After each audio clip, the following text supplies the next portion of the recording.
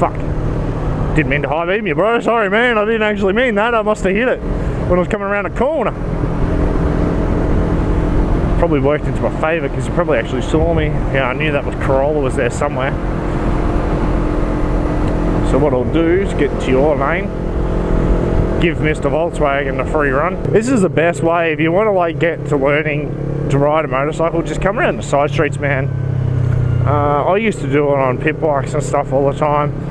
I used to be like the moto bro without actually filming it. What I'd do is I'd ride far away from my house and then I'd ride streets and shit, because you never don't really, I know it's tempting to ride close to your house with a pit bike, but just don't do it, man. It's you've got to, if you need to run away, I'm not saying from by police or anything, but you know, if you need to get away for some unknown reason, you don't want to be close to that. Oh damn, holy shit, pity I can't run my fucking bike down the bloody bike track. You need to be able to get away, man. You need to be able to get away. So yeah, let's go through here.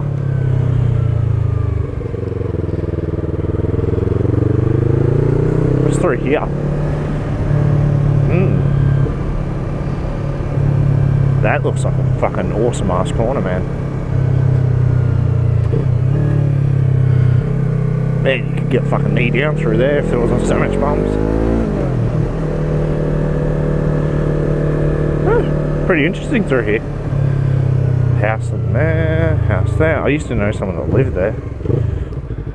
Never actually went through that fucking street though. That's the thing.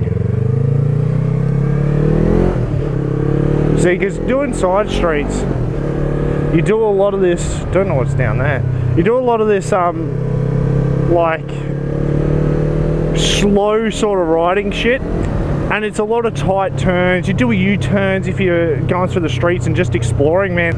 If you're getting into riding and you are a bit afraid of going out on main roads and stuff, do this sort of riding first, man.